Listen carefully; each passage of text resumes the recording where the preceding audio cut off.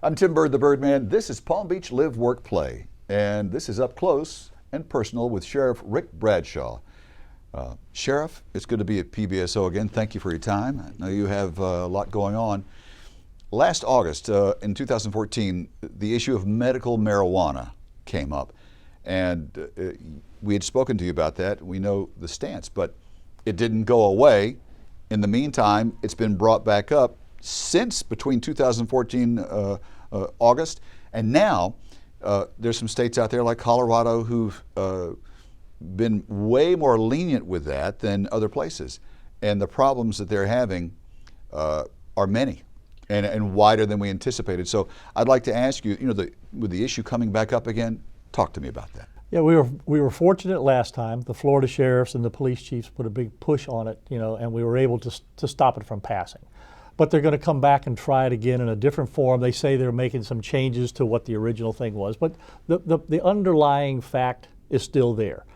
There's no medical benefit to smoked marijuana, and the operative word again here is smoked. All right, that we know that there's some strains that will do very good. You can't get high on them. You can't smoke them. They're medicinalized and they help people.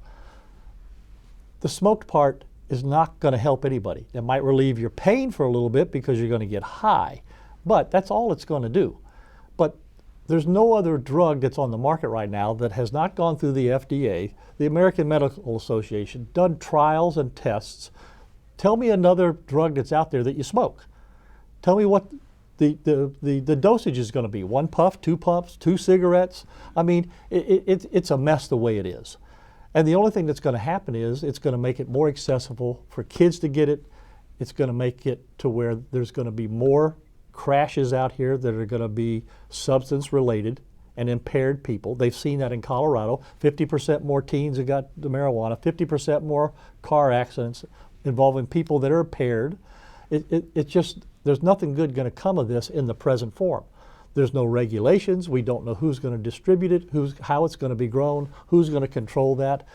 There's just a lot of issues involved in this that I don't think people have thought this all the way through because of the sympathy factor. You see the commercials with the parent there, they're crying, help my son. We know there's things there to help. And if I had a loved one that needed some help, I'd go get anything that I could. But I would make sure that it's something that is really going to affect the disease that my loved one has. Pain is not a disease, it's a symptom. And that's all you're going to relieve here. We spent a lot of time on pain clinics, 2 or 3 years getting rid of all of them. I don't want to get back into marijuana mill business again. So the general public needs to understand that if there's going to be something on the ballot, or the politicians in Tallahassee are going to try to craft a bill up there, they got to take a good look at it and make sure that this is not the wolf in sheep's clothing. So probably what needs to be done is, if they're really serious about it, because it was always classified a drug, but as you said, there's some people that got that relief, is to get that relief in the form of a pill. We had talked about that, if they can do that. And then if they're going to really address it seriously, they have to be careful of the wording and try to close all the loopholes and all the back windows and all the cracks. I think if it's crafted the way it should be, the Florida sheriffs and the police chiefs will get behind it and say, okay, you know what, there's a control here. We have a database. We have the testing involved in it. The American Medical Association will be on board with it.